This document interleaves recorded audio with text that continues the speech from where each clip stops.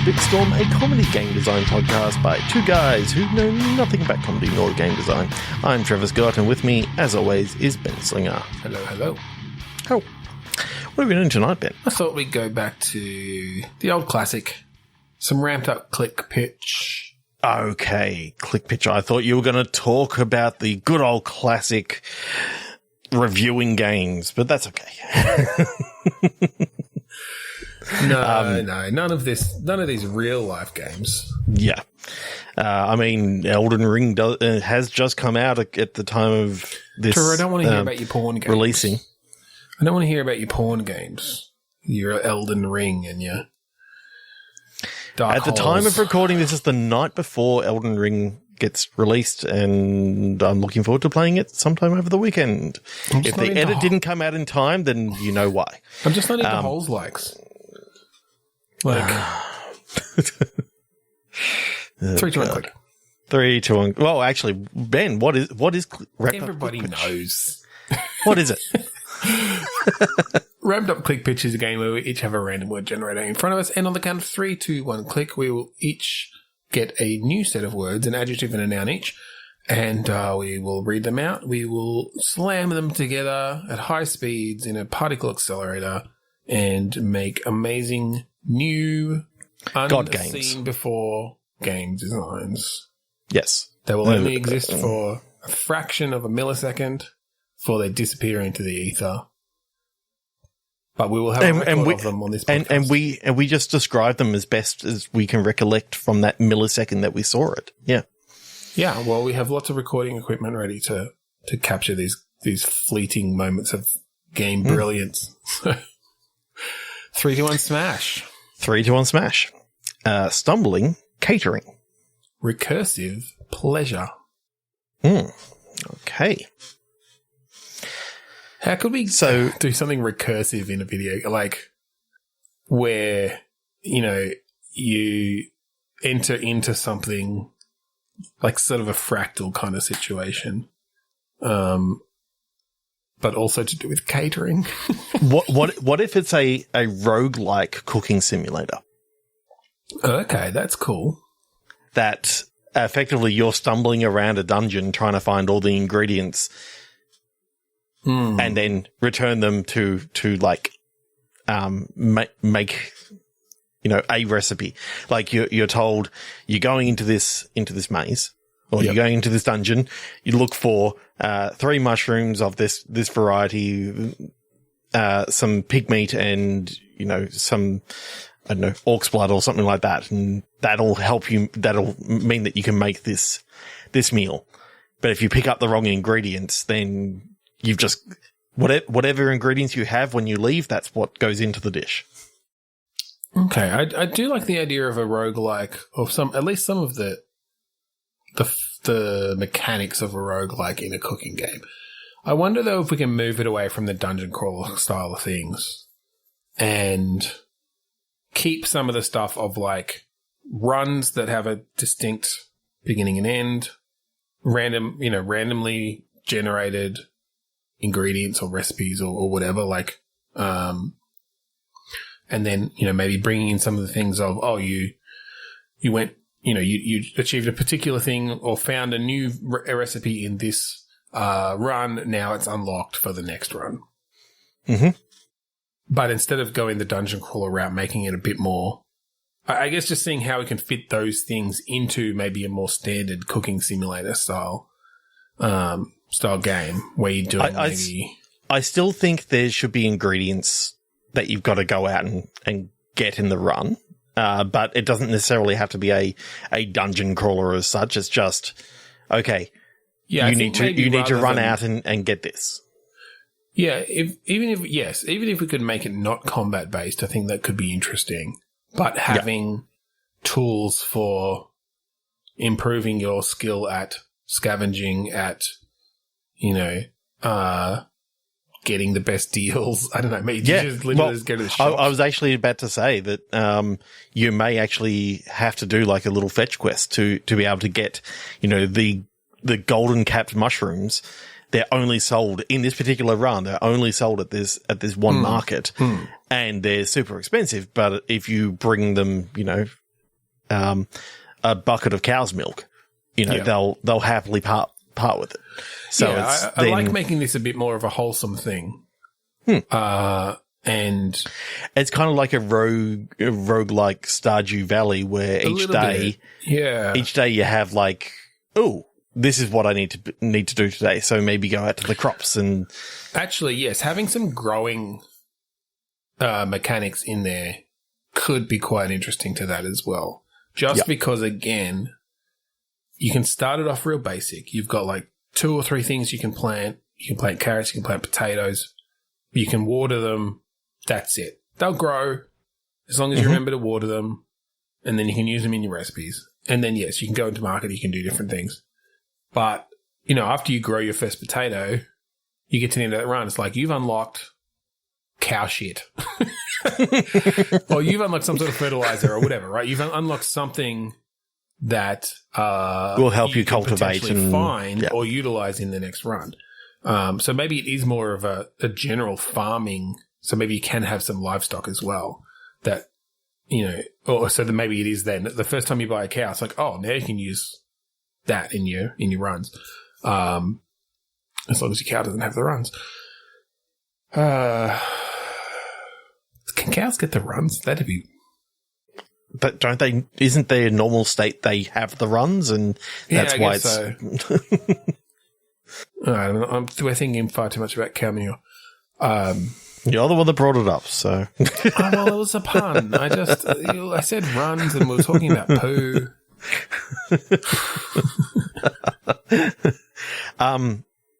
Yeah, I do like the idea, and one of the things in these sort of roguelike games is quite often it's not all spelled out for you. So you do kind of stumble through the first couple of runs trying to work out, oh, look, I may have to go to the market, and that's the first thing that I'm thinking about. But, up the top of town, like in Stardew Valley, there's actually a cave, and in a cave, if I can find some water, I could find some mushrooms potentially, and then that you're sort of going scavenging in there, and so I think you'd have to make it. So one of the key things, I think, a time limit about a roguelike, a time limit potentially, but also just that you don't know what you're going to find that run.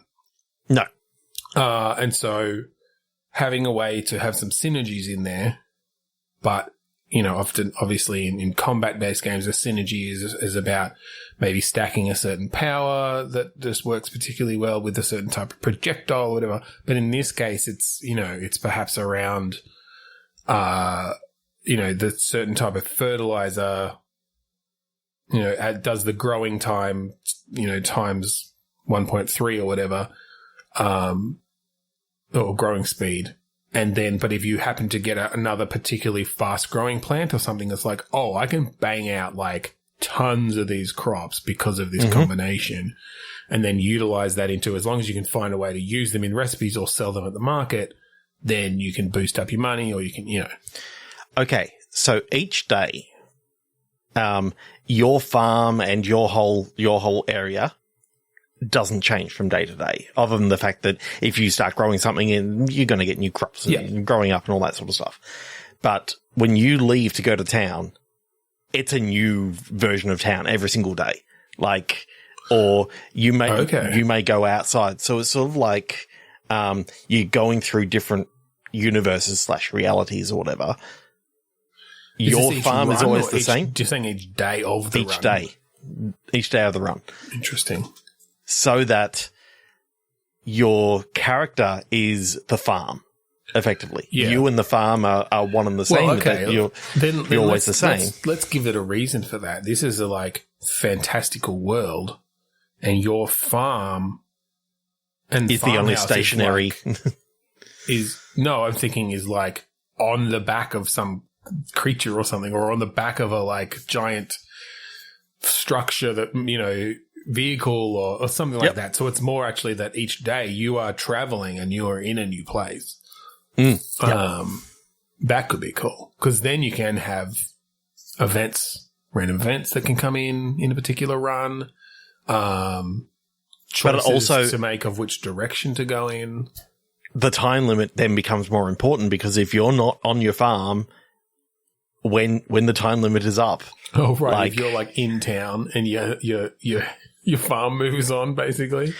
But also, if you haven't made the meal, and this is the meal not for you, it's the meal for the creature. Oh, interesting.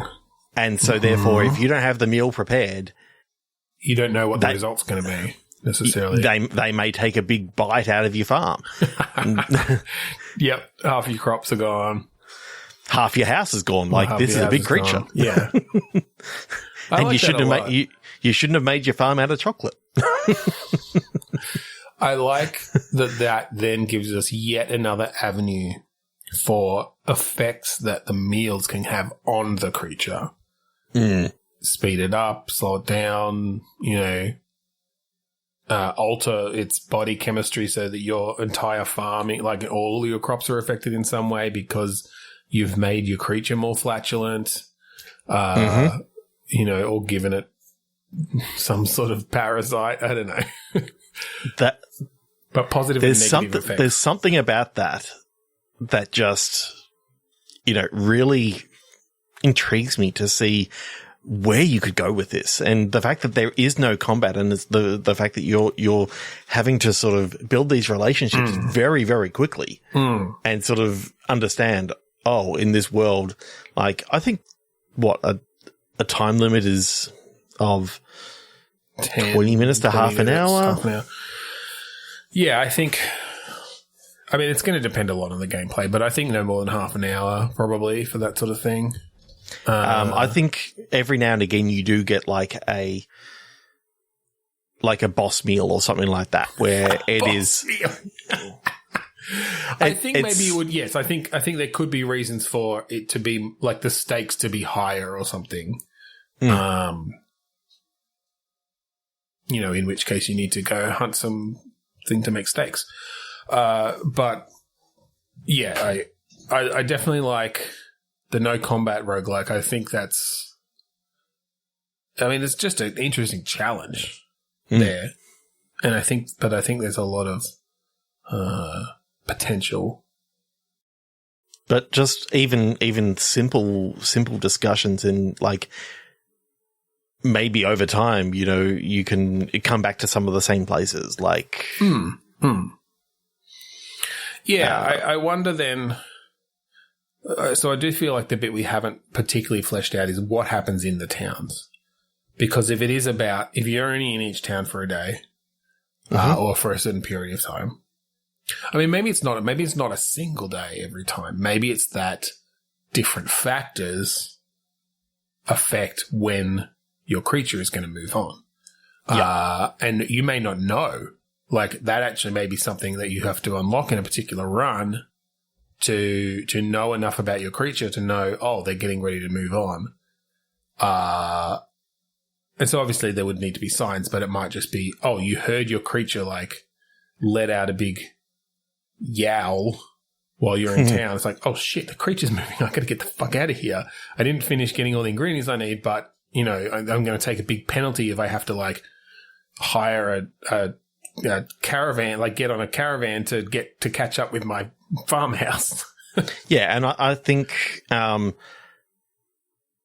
sort of almost like a lives sort of thing that you can only do a caravan X amount of times, or I think effectively you've money. I think it'll just take up some of the resources or something that you've got, or you have to trade, and then you're just going to be behind. You're going to be behind in this run, and I can imagine it'll be a situation that's like, I missed the thing. No, start the run over.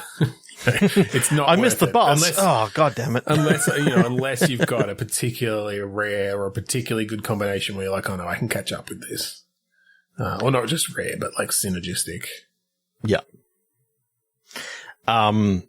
Yeah, I think that is actually one of the more fully fleshed out games that we've managed to get in on those and some of those fun details. Elements that. Yeah, that's cool, and I definitely. And it brings back the whole roguelike randomization, which. Well, that's it. I think you've essentially made a procedural Stardew Valley there, which is a challenging thing, I think, to make work. And not that, I mean, we're only talking about it. It's not like we've made it work. Who knows? Maybe there we made huge it work. problems with it. It's like we just sold it, and I think as an idea, I think as a pitch, that'd be something worth exploring and figuring out how do you make those relationships within the town interesting? How do you make the items that you've got affect how you deal with the towns? You know what we could actually use? We could use that technology that we built last week for the Roadhouse game, and we could, put that sort of in the storylets into some of these towns, and it's just. I mean, storylets in general for roguelike should really be used more. Yeah, I feel like that's a really good model for just being able to slot narrative into an otherwise procedurally generated world. Particularly if you've got, bits that will follow on or that will potentially show up and call back to previous ones you've seen in that run, based on, the state of the outcome of the previous ones. That's really cool, actually. Now I want to make a roguelike. That's completely aside from the farm one. Now I just want to make a roguelike with storylets just to blend those models. That's those genres, and just go. Yeah. 3, 2, 1, smash. Smash. Eternal hope. Tired moon. Yeah, there's a pop song there. Eternal hope, tired moon. I hope I'm gonna see you soon. Mm-hmm. I don't know. Is this a game about pop singers? No. Just shut me down. Just shut me down. Yeah. Wow. You had hope, and I just had to shut it down. I have eternal hope. Yeah. Pop singers? No. Pop singers. No, I don't get it. I know that's the first word that came to my mind. No. Because I don't like pop. Whatever. Tired moon. Yeah. I mean, I immediately sort of start thinking about, what sort of things we could actually go down in a fantastical sort of way, like werewolves and that sort of stuff. Okay. And maybe it's about the search for the cure. Okay. What spin can we put on that then, to not just follow the standard werewolfy tropes, but still harken back to what people understand about werewolves? Mm-hmm. Is this a situation where it's less of the traditional full-on transformation into a wolf on the full moon, and more closer to sort of the actual disease of lycanthropy, where maybe there's just to be topical, maybe there's a pandemic of lycanthropy, mm-hmm. and it causes mood changes, it causes temporary hair growth, it causes reactions to silver, mm-hmm. but it's a human thing. It's a bit different, but we can bring in supernatural origins around it, like what actually it's maybe searching for the source of this disease to determine what brought it into the world, what transferred it to humans, that sort of thing. And just the fact that it happens every 28 days just happens to coincide with the with the moon, but it's actually. No, I think it's still related to the moon. I think I think that this happens at the full moon. I think it's just interesting to see, okay, how does the world react to like, I don't know, 10% of the population Going feral. going a bit feral. Not like full on like attacking people and eating things, just everyone gets a bit more aggressive. It's sort of just an extension of what a lot of people believe about the full moon anyway, right? Like that people act more strangely around the full moon, which is full on just confirmation bias. But in this case, it's like, oh no, there's a measurable effect. Like, you know, it based on where you are, like it only happens at night once the moonlight is the main kind of radiation that's hitting you or whatever. You know, we can sort of come up with some pseudoscientific ways for what triggers it. So, I mean, I think that's an interesting kind of world then to jump into. And then, very much so. And then figuring out, okay, what's the game here then?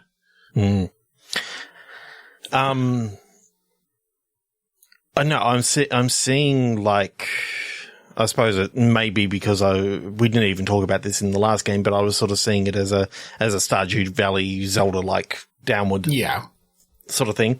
I kind of like that for this as well. Okay. Like, not necessarily pixelated. Yeah. But maybe actual 3D models. 3D, but just fixed perspective, kind of. Fixed perspective, maybe even sort of like the fixed sort of screens that feel like they're on a grid, but they're, you know, again, still dynamic and kind of naturalistic in their design. It's just the sort of gameplay space is grid-like. Yeah, look, that could be cool. And then are you thinking, because I was kind of thinking like, are you a scientist, like traveling the world, like a bit of a, I mean, I guess a sort of a bit of an Uncharted vibe, but from a scientific standpoint, rather than hunting tombs, you're just like trying to search down, evidence and analyzing it and different things. And as you travel to different places around the world. But then what's the moment to moment gameplay, do you think? Well, I mean, honestly, I think if you're searching for a cure, you may be one of these people who are not afflicted and therefore, you know, like you're a scientist just. I think you probably get afflicted through the course of the game, perhaps.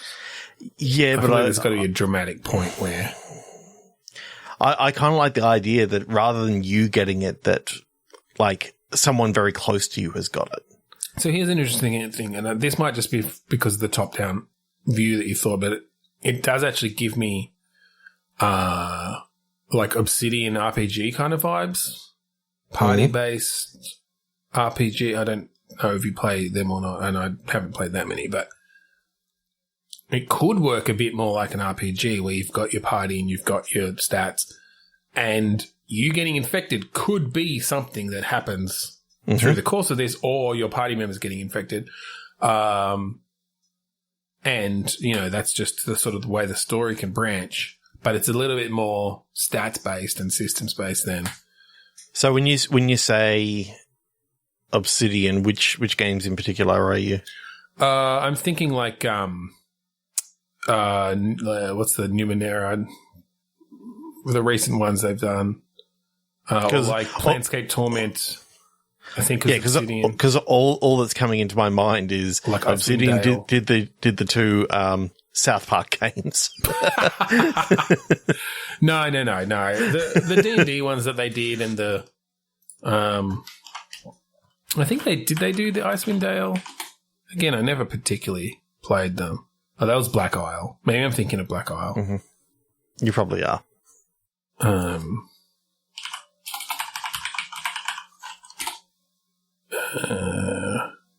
Yeah, and I mean, it's Chris Avellone anyway, is generally the guy who's...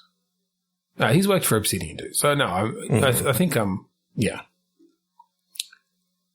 I think in general I'm on the right path, but... Yep.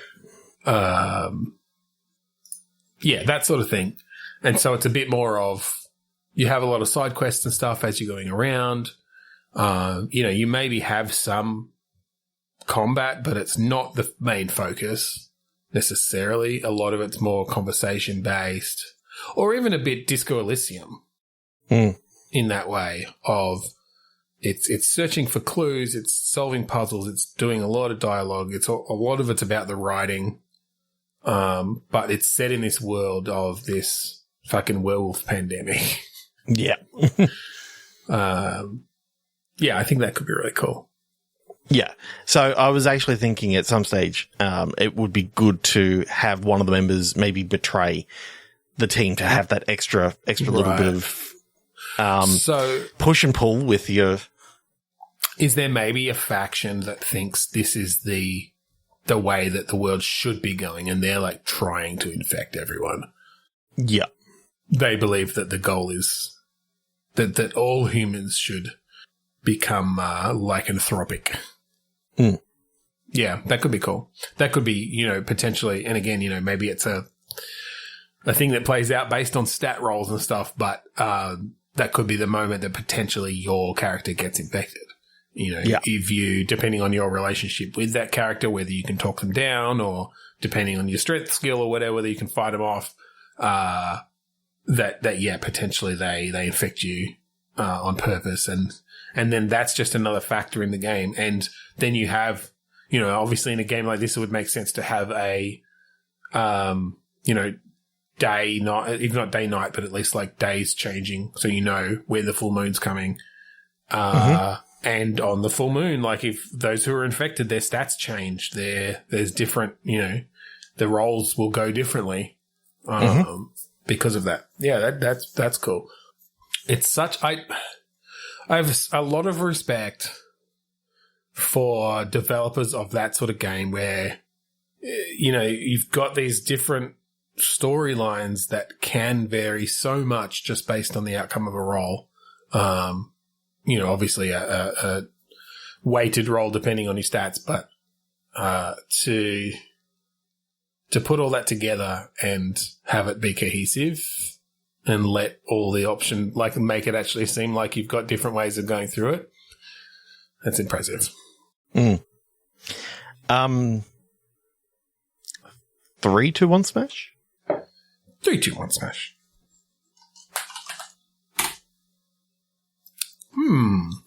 Powered reactor. Optimum confirmation. Okay. So powered reactor immediately gave me some particle accelerator vibes. No, it didn't actually, although that could be part of it. No, like some sort of competitive couch game where you're trying to, where you've got a reactor that is in some way vital to your side and you're trying to keep it powered, essentially. Yeah. Kind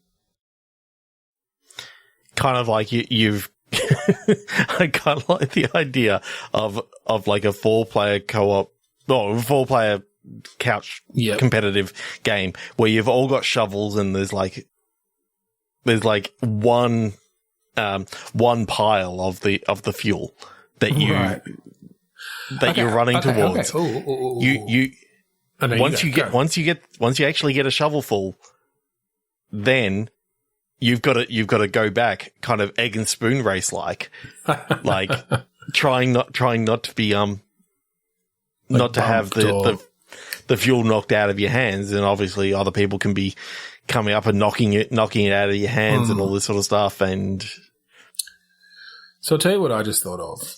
Yep. Which I don't know if this will work or not, but when you talked about sort of keeping it fueled and that sort of thing, a multiplayer automation kind of game, like a Satisfactory, or maybe if we're talking this, maybe more like a Factorio on that more simple top-down kind of view, but very much on a smaller scale. Yep. So you're not going deep into like combining things like 5 layers deep of technology, but it is more about you've got a certain amount of resources. You can build some grabbers, some conveyors, and having your reactor powered then perhaps gives you either a separate resource that you can turn into new automation things, or it just like speeds things up or whatever. Yep. But you could potentially, and I think this would have to be probably not maybe not a couch co-op game, couch competitive game, then more of just a multiplayer online game. Because again, I'm thinking sort of top down 2D almost. Coming in and hijacking your opponents. So if they're not watching or they haven't put up defenses or whatever, then you just reroute their conveyor onto yours. They haven't actually put like the child, caps on like the PowerPoints and stuff like that, so you can sneak. you can sneak power from them. Yeah, I was just thinking you can get an extension lead and sort of sneak it in. I actually love that idea. I love the idea of just because yes, obviously you could do the bigger thing of rerouting their conveyor, but they're probably going to notice because their like flow of whatever resource, like in Tyrenium, is going to stop. But if you just plug your extension cord in and siphon some out and they haven't noticed the little yellow cord snaking out into the fog of war. There's just something about it that is just so sneaky. And it's like, as long as you bring it in on a power line, it's like, where's that power line go to? It's just sort of, it's in a group and then it just sort of jots off into the... Okay, I'm liking this. I'm liking this as a bit of a cross between Command and Conquer, the old ones. But of course, you can also chuck a splitter. You can put a splitter down on one of their things and just, siphon off, some of their stuff. And yeah, well, I think you'd have to figure out how to limit or how to protect against that. Then, right? Like, is it about building defenses where you can literally? Because I wonder if this is a situation, this is why I'm sort of crossing it with Command and Conquer, that you actually have to have units building this stuff. Or maybe a bit more like Warcraft, where you've got like your peons, you've got your workers, and so they can potentially have put up defenses. Turrets, fences, whatever, to protect against you coming in and messing with their automation. But then you've got, there are units that you can get that can maybe disable things and sneak in and then do that. So it really much less combat based on I'm building up an army to go and destroy their thing, and much more around just, I guess you need a goal to win. I don't know if it's reaching a certain, you've whatever your power plant is powering, you've generated enough of them or whatever, or something like that. But it's about that push and pull of potentially sabotaging, your opponents, or just making your own one efficient enough that it's generating stuff faster and that you're protecting against your opponents coming in and sabotaging. I kind of like the idea of it's not one of these things where it automatically alerts you.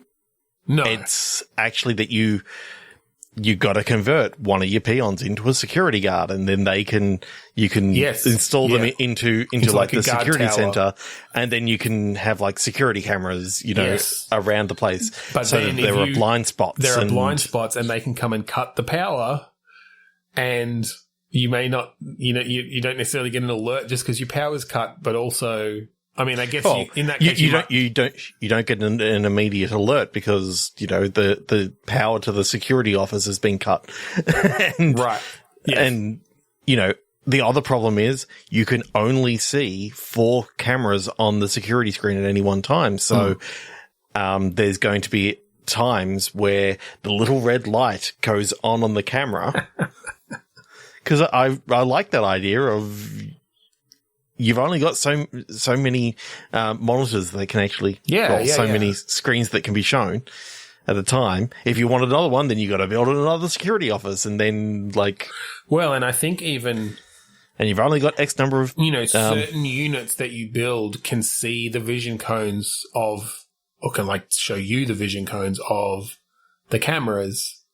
Otherwise, you do just have to rely on, is that red light on or off?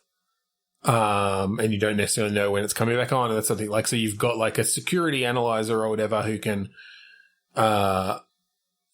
see that and give you more insight into how that's working to be able to, more easily sneak in. But, it can be costly to train those up. Yeah. So I think we need a reason as to why you've got to be siphoning power from these things. And I'm sort of thinking that one person has a really, really powerful power plant and they're sort of in the middle. And then you've got like the smaller sort of settlements off to the outside that the only way that they can actually, meet their smaller production schedule is to use the power that they can generate as well as siphoning off some power so that you're actually giving a reason as to why they have to. Well, I think though, I mean, I don't know that I'd want one player to have like it to be that asymmetrical. I think it's more about there are limited resources on the map that you can pull from. And I think it maybe is just reaching a threshold. Maybe it's just like when you have stored enough power, you can fire off the mega weapon that's going to destroy your opponents. Like it's reaching that point. Yeah. So if you're able to siphon off some of that power into your own battery, then yeah, you're like slowing them down. And obviously you need a current limiter or something like that so that you can, you're not noticed straight away. I think we have to decide because I think maybe instead of, I think this reactor is not, well, it could be a balance, right? The reactor is powering your stuff, to a certain degree. And so there's obviously got to be a bit of a, you have to kickstart it a bit before you can have your conveyors all working because they need power. But the more complicated machinery and stuff you build, the slower you're actually going to build up in your batteries to reach your limit. I was just thinking, actually, you can't just, I don't think from the top-down view and you moving the mouse around, I don't think you can see, like, the red leaded or yellow, power pole, coming into the system. It has to show up on, like, a security camera or a field of vision or something. I think your security guard who does an occasional look around, he may be able to spot it depending on his skills or something like that, depending on how many things that you've put him into. If they're at least a level 2 security guard, they will notice a rogue extension cord or something like that. Because you don't want it basically that they go, oh look, they've just put one in. No, it should be that the complex is big enough that you're not always just going to be looking at, like, you can't just zoom out and see everything at once and see, oh look, there's people coming in. Yeah, I'm feeling this is. Again, I think a round or like a game could be like 90 minutes, or it's a serious, like some of those old RTS rounds could take, at least for people who maybe weren't like super experienced. I'm sure that no like experienced StarCraft 2 player or whatever is going to take 90 minutes for a round. I don't know. Yeah, I think the goal is more around that where you are taking a bit of time to really think about, where you're placing all this stuff. And I think maybe how you're laying out the factory. or at least procedurally changed maps where it's like, oh, there's a different valley or a different like rock outcropping that I can't build through, or just like so that you have to plan around different scenery to really and try to make it as efficient as possible. Yep. Cool. That's cool. I like that. 3, 2, 1 smash. Kind of like I was just going to say, I kind of like the non-combat based stuff that we're coming up with doing tonight. I mean, we're generally fairly non-combat in our games, but it feels a bit more intentional tonight. I think there's too much combat going on in the world right now that we don't need. Yeah. Let's have games be an escape from that. World Liquid. Supervised controller. Just like the idea of the world liquid. The world liquid is the ocean, isn't it? Or it's the precious magma that comes out when you crack it open. Like a Cadbury cream egg. Yeah, I was thinking an earthy cream egg. Cadbury cream earth. Oh, yuck. It's like, just break that magma directly into my mouth. Creamy magma.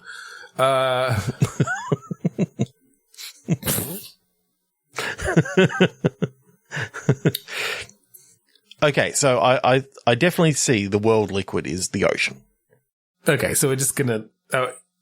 Are we going to use that phrasing, or are we just going to take those words to say it's something to do with the ocean? It's something to do with the ocean. Okay. And I think the supervised controller is basically...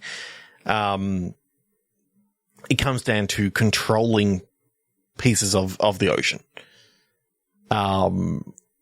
Controlling as in, like, territory kind of... Territory or maybe, you know, with the fact that this could be... You know, even Waterworld, if you wanted to go down that sort of route, and you're looking for. Could this be something around sea monsters? Okay, maybe it's like kaiju sort of size. Yeah, and so Pacific Rim-esque. The super and it's about defending against them, or it's about finding them. The study of them or something. Yeah. And so you're having to... Are there 7? Yes. 1 for each ocean. Yes. They each have their own ocean, and they're very territorial. Okay, well, that's interesting, because I was thinking of it more of like a specific area of the coast or whatever, but if we take it worldwide... Well, it is world liquid. It's world liquid. It's not country liquid. Yes. And it's not a bay. Those would be lakes. And, yeah. That it's about, like, seeking out or hunting down these 7 kaiju, basically. These 7 giant sea creatures. Yeah. So, is this... where you each sort of world or each ocean is sort of like almost Sea of Thieves like, that you can sort of have like 7 different maps that you know, they're not actually connected together as such. It's sort of like you've narrowed it down to this the kaiju should be around this chain of islands and that sort of stuff, and then you can sail between them and sort of try to find the clues on the different islands as to... Yeah. I do like that idea of it being like down on that level. You're directing this ship. I feel like it's maybe a bit more interesting. Not necessarily more interesting, but I was feeling like it was more modern day. Yeah, I like the idea of... You've got like scanners and... Yeah. Yeah. But that, yes, every ocean that you're traveling on, or every map as such, you've maybe got certain outposts that you can go to and get additional information from. And each of them does have these sort of custom clues and ways to track it down. You know, you get eyewitness reports of, like... there were, unusual waves or a shadow beneath the waves at this point in these coordinates. And so you do have to like map that out, and you are directly steering the ship to get there and tracking it on the map to really give that sort of level of feeling like you're in control. Because what I do like about this is the kaiju aren't necessarily all seafaring. Like there may be one that you go onto an island and you work your way just underneath into like an underground cave system, and there's like this huge like cavern in which it lives in, and when it ventures out to feed and all this sort of stuff. So like, on the Sea of Thieves influence, are you thinking multiplayer?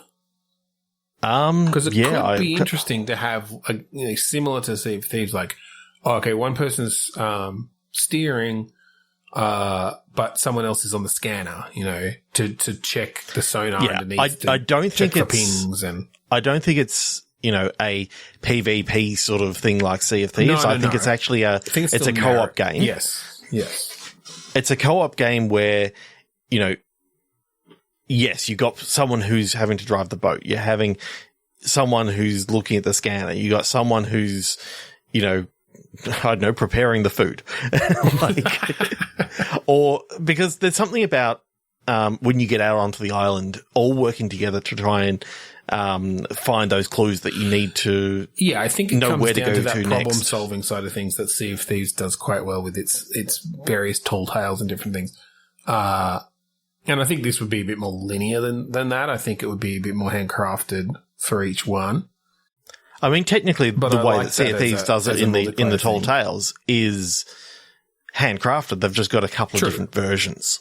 True. Like, so they will actually go, okay, we're going to do this particular True. It's just one to here or here or here. It's just more that it's part of that bigger world. Yeah. But having seven separate sort of, you can have them smaller worlds, kind of like in Sea of Thieves, how you got the different sections of the world, and there's only a couple of islands. Like the fact it wouldn't have to be a ton, and you wouldn't want it to be too widespread anyway, just because if you're actually physically traveling between them in real time. And I like the idea you could still have random events come up in between. I do like the idea that one of the kaiju is literally the Kraken. So it is those big tentacles that come out. But the difference is I think when you find the kaiju, you do actually have some sort of big, like, event that you got to kind of work out what you're actually doing there. Yeah, that was going to be my next thing, is like, what happens when you find them? And yes, I like that each one is sort of its own custom event, custom puzzle almost you're trying to either get a sample or you're trying to, for one of them, it might make contact. You're trying to make contact. One of them might just be, this thing is fucking dangerous. We just got to get the fuck out of here. Like, we underestimated the size of the this BFG. thing. The BFG is just like totally fucked up. Or like it's King Kong or whatever, like they said one of them's on land on an island. It's like, oh, it's just fucking King Kong. Well, that's where my mind was going, but I'm not about to steal from them, and I don't want I don't want Godzilla or anything like that. But I think the idea of going to like the big kaiju, you got like the big, Well, I think I just think a big man. I think it's just a big dude. His name's Gerald. What looks like an island starts making its way out of the sea until you realize that like there's a forehead and a pair of eyes. It's just his beer gut. No, but don't go south. Don't go south. See, that's not a palm tree. I do like the idea that they that's not an obelisk. You're being generous now. I do. Yeah, I very much like the idea that they're their own things. We're not building off of previous. Except for the Kraken. But even then, like we can put our own spin on it. It's not the classic, just a huge giant squid. Like, yes, it's some sort of tentacle based sea creature. Yes. It's an octopus. It's not a squid. It's totally very different. But it almost then gives me like Shadow of the Colossus vibes in a way as well, where it's just like each one is its own puzzle, is its own, you need to come up with a different strategy for it, figure out the environment and its attacks and its movements. I think really what you're trying to do is you're trying to tag them. You're trying you're trying to study them basically, and so and so all you're trying to do is just get that microchip into them so that you can track them, you can monitor them from afar, but you need to be able to find them to do that. Yeah. I think maybe later on you can, as a secret final thing, that you realize that the government are going to try and do something wrong, and you get the chance to actually, go and remove the trackers then. Well, not just remove the trackers, but maybe destroy the system that can track them. Right. Yeah. Rather than having to go through, well, I suppose in the old sort of games that was Quest B or whatever. Yeah. New Game Plus is removing them. And New Game Plus is going and doing it again. Is the actual New Game Plus. Yeah. And New Game Plus is actually undoing it again because another government is coming. Another government. Damn all those governments trying to take advantage of these precious kaiju. They just want to live their lives. There's something about and I'm seeing again a Sea of Thieves first person thing, because driving a boat and Sea of Thieves looking on an island and especially honestly, the handcrafted stuff. As part of that, if we didn't go with the modern day thing, that could be a set of tall tales in Sea of Thieves. That could just be a new quest chain where it's find the fucking kaiju, and they could put in some really cool events of Gerald's head coming out of the water. And having to, sail around and try to get close enough, hit it with the harp. You get a special harpoon to inject the microchip, Yeah. How fucking cool would that be? So cool. Hit us up, Rare. But it's just the fact that you then also have the scanner that, you can do while someone's running around with the hurdy-gurdy and someone's playing the drums. And you can have a special, magical scanner thing that pings beneath the water. Okay, 3, 2, 1, smash! National Racing. Fringe Explosive. Ooh. I like the idea of a racing game that's all around, mad scientist technology. Yeah. Explosions and, or at least potentially explosions, or yes, using explosions to propel yourself forward in some way, harnessing them. I mean, it's kind of like if, one of the things that I remember doing back in the days when I played the old Grand Theft Auto 3 and that sort of stuff, driving around in the tank and you turn the thing backwards and you just keep on hitting the button and your tank is flying. It's going fast. So yeah, that would propel you really quite nicely. Just explosions coming out the back, and everything's based on, new things that you and your mad scientist buddies sort of do to your cars to make them go faster. Yeah, so is this well, my initial thought was kind of a build a car racing sim, but maybe it should be a bit more of a narrative kind of thing where over time you do get different parts that you can potentially add or upgrade.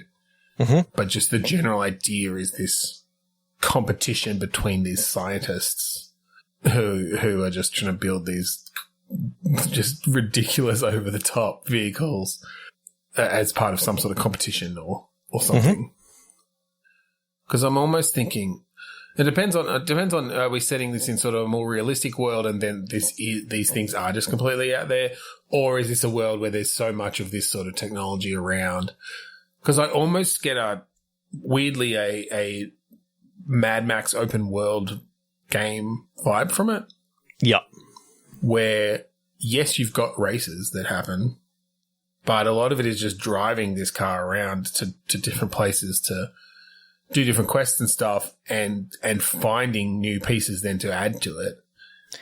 Yeah, and I think then in that Burnout Paradise way that you see some cars and you can just go up and start a race. Mm-hmm. Like, yeah, there's a lot more just ad hoc races around than a standard open world game because that's sort of your focus. yeah. Is this combat racing then, or is that only if it's an accident? Only if it's through the propulsion Accident, using the, air quotes, accident air quotes. So like, oh no, it's just that my vehicle is propelled by these mostly contained explosions that I, detonate behind me. Mm-hmm. So don't get too close. Or, yes, my car is encased in a cage of electricity as it drives. Like that's how I power it. So if I run into you, sorry. I just, zapped your entire car. There's something about like what we're currently talking about that I'm really quite interested in about just the world, the world building, but also like taking those fun things from Burnout Paradise. Like you can just roll up and challenge someone to a race, basically. Yeah. And then it just creates waypoints for you. And yeah. I mean, I'm just loving the aesthetics of, I'm just picturing a car that's covered in like, it's got a big Jacob's ladder on top and Tesla coils out the back, Yep. It's just these big arcs of electricity coming down that boost it forward every time.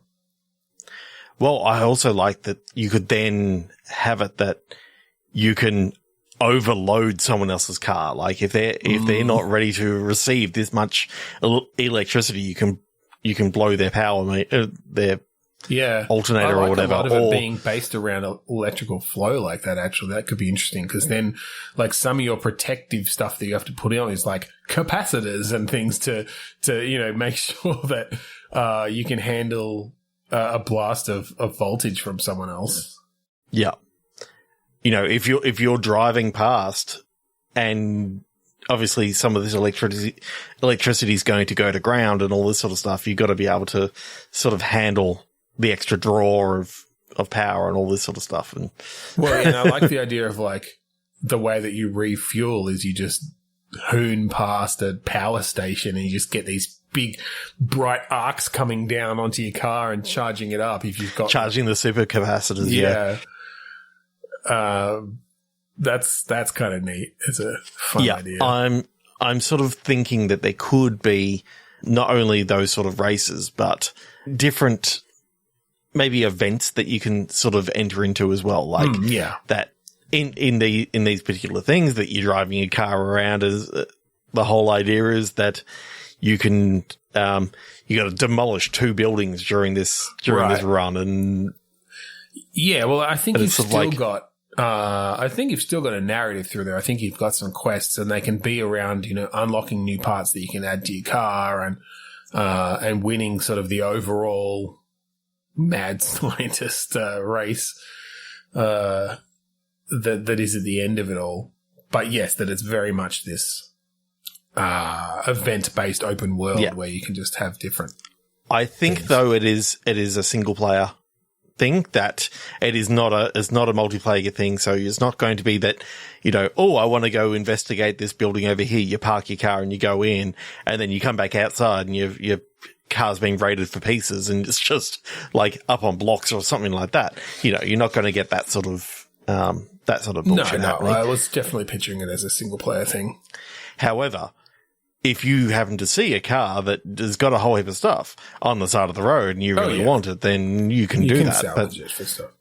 For sure. It depends on how your skill is in being stealthy doing that, because if you set off the car alarm, like they're going to come out and then... Well, and that car could have all sorts of defense measures on it.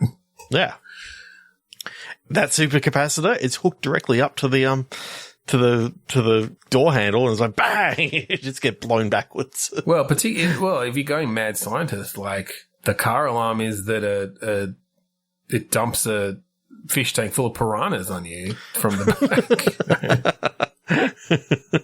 It's just a Rube Goldberg contraption of all these things that go You can go that direction of the real, like, evil, well, not necessarily evil villain, but just like, when you're thinking mad scientist, you kind of have, I don't know, big chemistry set, like, beakers and tubes and stuff going around on some of them that also have, you can use that as combustion instead of the electricity, or you have, like friggin'